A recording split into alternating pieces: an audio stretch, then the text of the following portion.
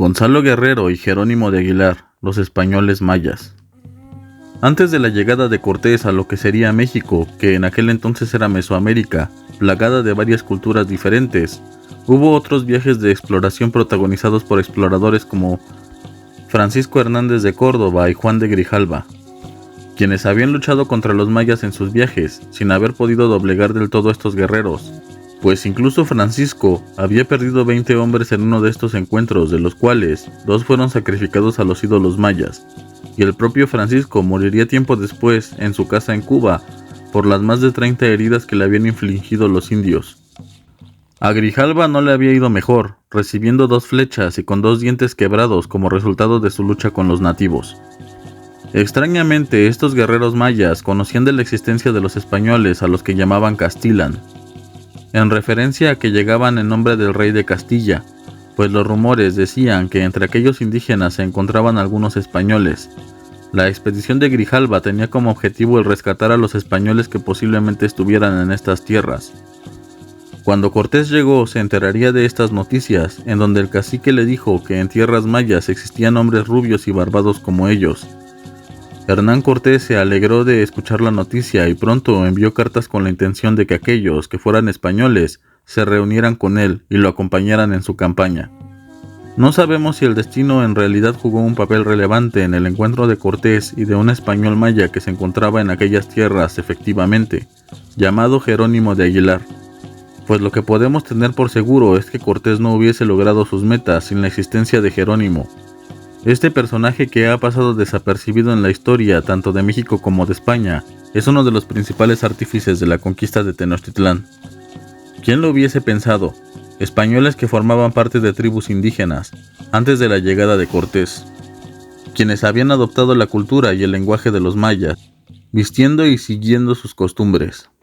Pero no solo estaba en esas tierras Jerónimo de Aguilar, sino que también se encontraba otro de los españoles poco conocidos en estas y en aquellas tierras, un español que, a diferencia de Aguilar, se mantuvo firme en su nueva vida y lucharía por su nuevo pueblo, Gonzalo Guerrero.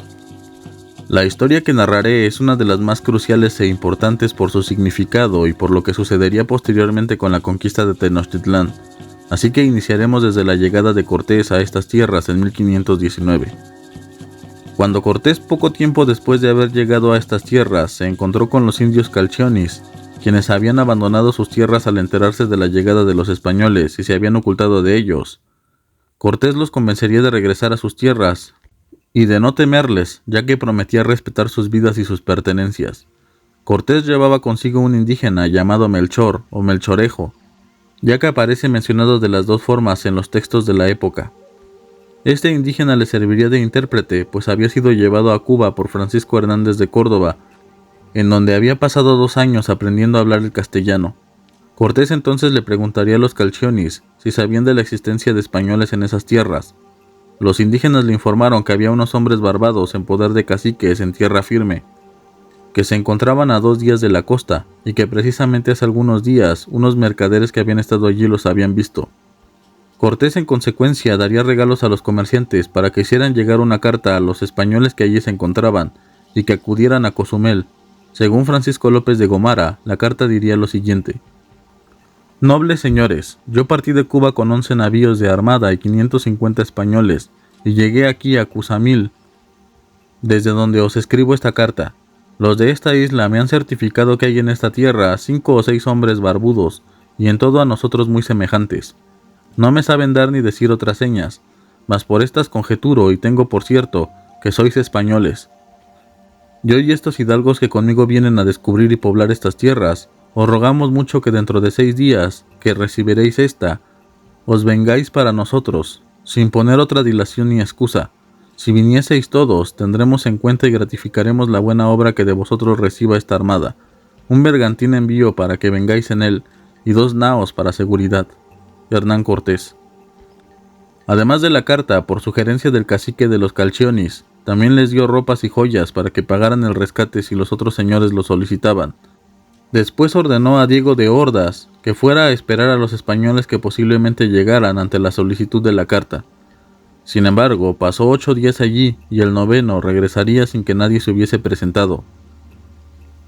Unos días después, ya cuando se había perdido toda esperanza de dar con los españoles cautivos, fue llegando en una canoa Jerónimo de Aguilar. El acontecimiento sería narrado por Bernal Díaz del Castillo. Según él, los indios se asustarían al ver llegar a los españoles, pero Jerónimo de Aguilar les diría algo en su lengua que los tranquilizó. Después de saltar a tierra, se dirigió a sus compatriotas en un español mal masticado y peor pronunciado. Diría Dios y Santa María y Sevilla. López de Gomara diría lo siguiente: el otro Aguilar se adelantó, hablando a sus compañeros en lengua que los españoles no entendieron, que no huyesen ni temiesen, y dijo luego en castellano: señores, ¿sois cristianos? Respondieron que sí y que eran españoles. Alegróse tanto con la respuesta que lloró de placer. Preguntó si era miércoles, pues tenía unas horas durante las cuales rezaba cada día. Le rogó que diesen gracias a Dios y él se hincó de rodillas en el suelo.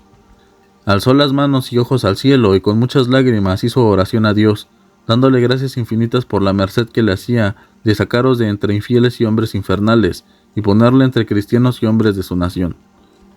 El libro de las horas que menciona Gomara en su relación es un pequeño cuadernillo en el cual se anotaban las plegarias propias de cada momento del día.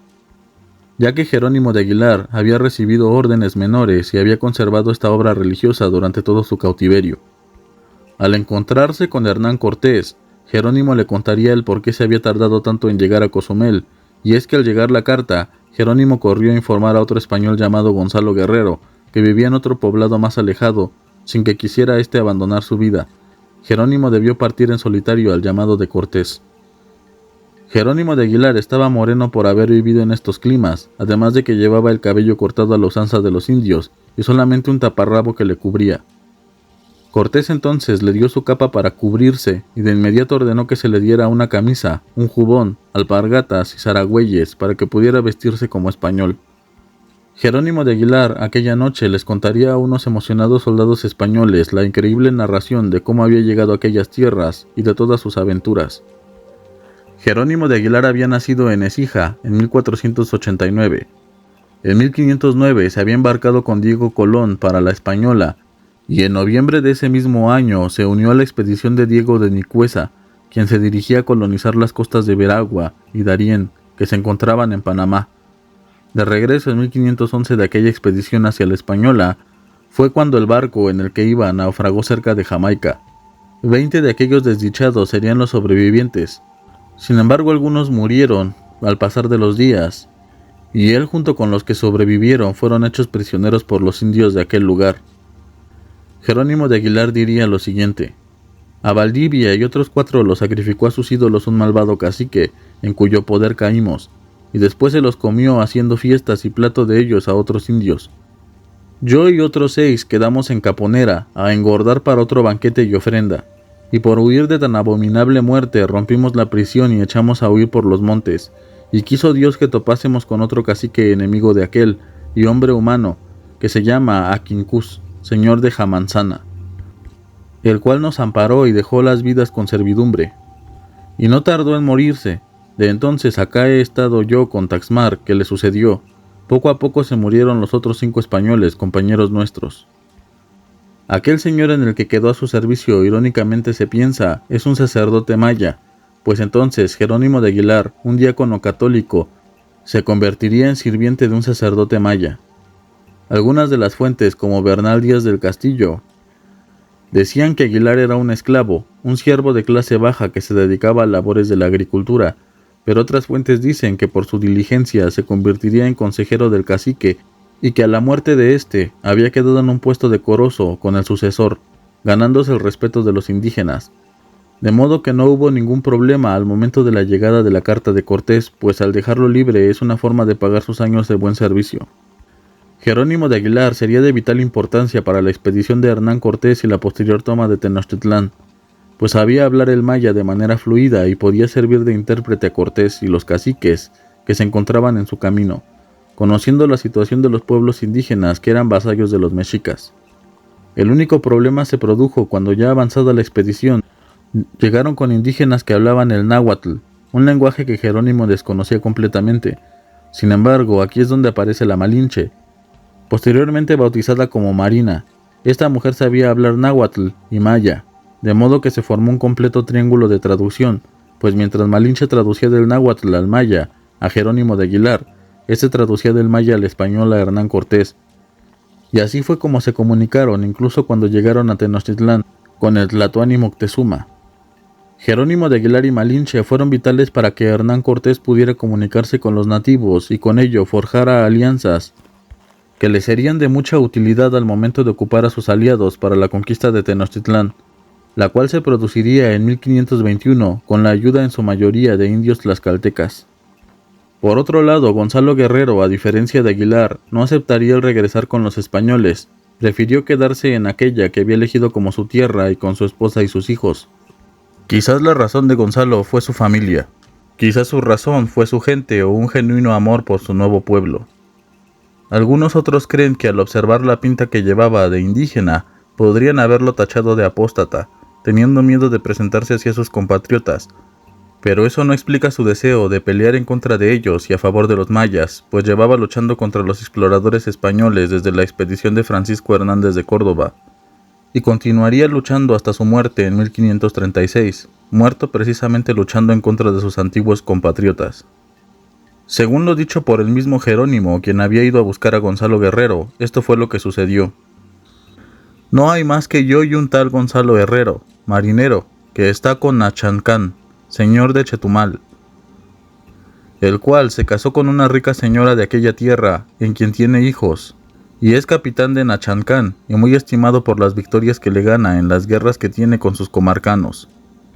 Yo le envié la carta de vuestra merced, y a rogarle que se viniese, pues había tan buena coyuntura y aparejo. Mas él no quiso, creo que de vergüenza, por tener horadada la nariz, picadas las orejas, pintado el rostro y manos a estilo de aquella tierra y gente, o por vicio de la mujer y cariño de los hijos. Gonzalo Guerrero, se dice, naufragó en las primeras expediciones hacia América, siendo un sobreviviente de la desastrosa expedición de Alonso Ojeda a Colombia en 1509, y rescatado por Diego de Nicuesa, que también naufragaría cerca de Jamaica, por lo que iba en el mismo barco que Jerónimo, y también uno de los sobrevivientes. Gonzalo Guerrero desde 1514 quedó al servicio del cacique maya de Chetumal, en la actual Quintana Roo, de nombre Nachancán, cuya confianza se ganaría al integrarse completamente a la vida y cultura de los mayas.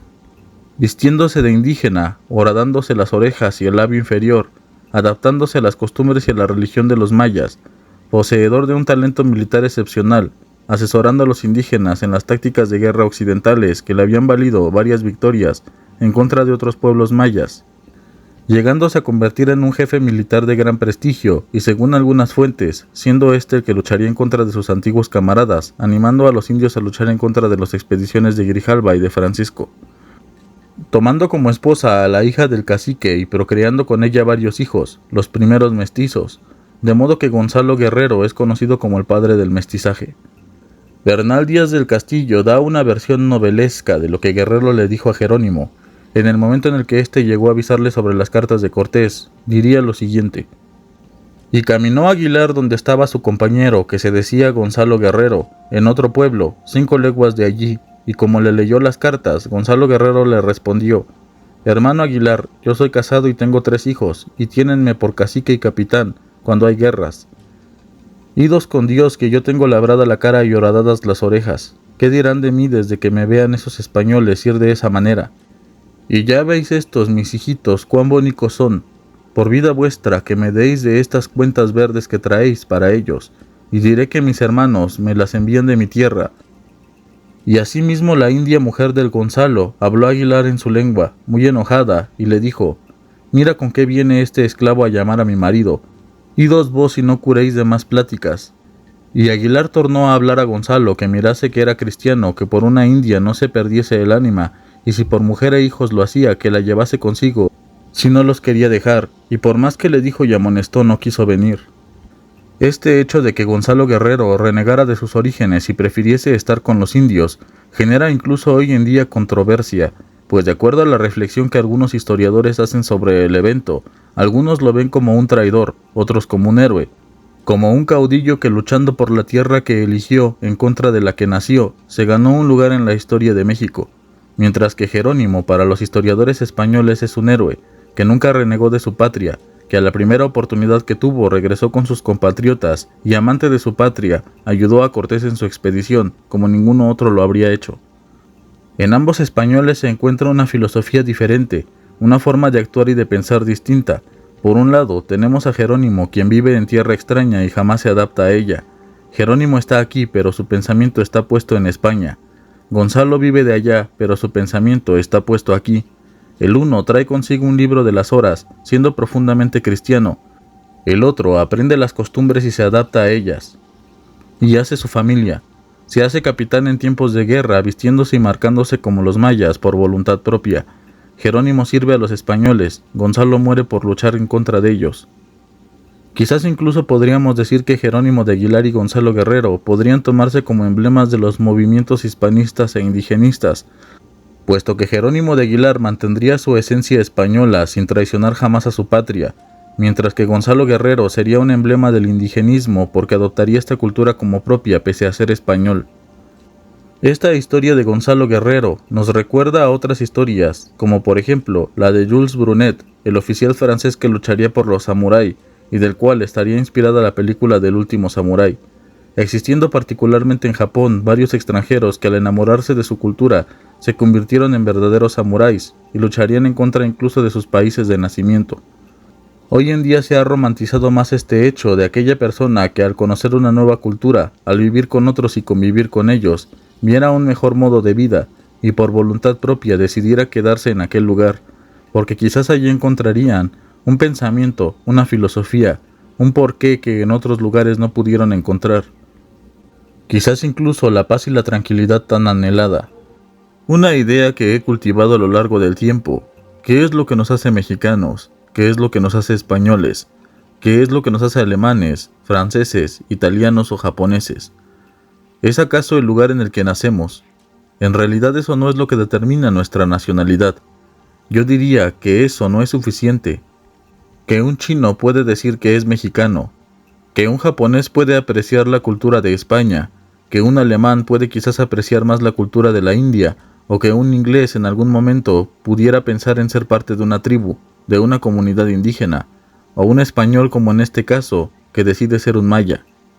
La identidad de una persona, la aceptación de su cultura, de sus costumbres, de su filosofía y pensamiento, es lo que hace que en realidad sea de tal o cual lugar. Una cosa es el lugar en el que nacemos, y es algo que nosotros no decidimos, y otra cosa es el lugar al que pertenecemos, o al que queremos pertenecer. En México también han existido grandes personalidades que han visto en este país una segunda patria, que han decidido, este es mi hogar, pues puede que, habiendo nacido italiano, se identifique más con las ideas y el pensamiento o la filosofía oriental.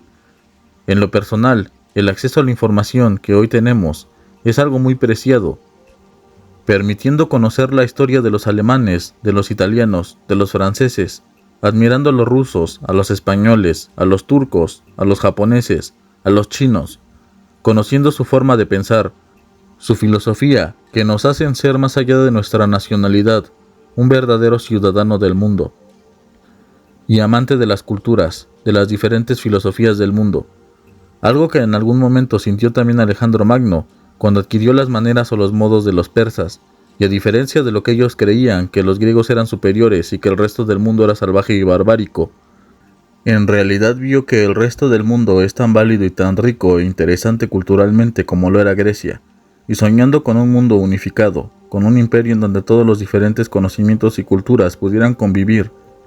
Así es como se hizo también la Biblioteca de Alejandría, en donde entre sus paredes se encontraban miles de volúmenes de obras pertenecientes a varias culturas del mundo. Esta sería una de las reflexiones que produce la vida de Gonzalo Guerrero. Quizás Jerónimo nunca se acostumbró a la vida de los mayas por su ordenanza, siendo un diácono, un sacerdote, que rechazaba de esa manera la forma en la que estas personas vivían, manteniéndose fiel a sus creencias. Por último, después de haber ayudado a Cortés en la conquista de Tenochtitlán, poco se sabe qué ocurrió con Jerónimo de Aguilar. Algunos dicen que se casó con una indígena y con ella tuvo 2 hijas, muriendo en 1531 por una enfermedad venérea. Por su parte, ya he comentado el destino de Gonzalo Guerrero, pero es mejor que lo escuches de la mano de quienes vivieron en aquella época. Diego de Landa diría: Es creíble que fuese idólatra como ellos. Se distinguió ganando muchas victorias contra los enemigos de su señor y les enseñó a los indios a luchar, mostrándoles cómo levantar fuertes y bastiones. Se sabe que combatió así a Alonso de Dávila, enviado de Francisco Montejo, a conquistar Bacalar y Chetumal entre los años de 1533 a 1535. Combatió con fiereza a los españoles que habían fundado una ciudad enfrente de la isla Temalcap, en la bahía de Chetumal, y que incluso los obligaría a retirarse. La última referencia de él se tiene en un documento escrito por el contador real de Honduras, Andrés de Cereceda, redactada después de la batalla en Puerto Caballos el 13 de agosto de 1536. El cacique Sicumba declaró que durante el combate que había tenido lugar dentro de la Albarrada, un cristiano español llamado Gonzalo Aroca había sido muerto de un escopetazo. Es el que vivía entre los indios de la provincia de Yucatán, y además es el que dicen que arruinó al adelantado Montejo. Ese español muerto en el combate, detalla el informe, estaba desnudo, con tatuajes en el cuerpo, y usaba adornos que emplean los indios. Gonzalo Guerrero aún figura como el primer español indio, padre del mestizaje por voluntad propia, por convicción y no como fruto del ultraje. La imagen de Jerónimo se ha visto disminuida, pero a Gonzalo Guerrero aún lo recuerdan en comunidades mayas y en Quintana Roo, Campeche y Yucatán, en donde hay estatuas o monumentos en su honor, incluso considerándolo uno de sus fundadores, asociándolo con los valores de libertad, tolerancia y lucha en contra del imperialismo. Sin más que decir, ahora es tu turno. ¿Sabías de los españoles mayas? ¿Qué piensas al respecto? ¿Con quién concuerdas más, con Gonzalo Guerrero o con Jerónimo de Aguilar? ¿Qué hubieras hecho tú? Comparte tu opinión al respecto y enriquezcamos el diálogo. Si el video te gustó o te fue informativo, por favor dale me gusta y compártelo con tus amigos o con tus maestros, o con cualquiera que quiera saber más sobre la historia de estos dos personajes históricos. Nos vemos la próxima vez en el Palacio de Sanssouci.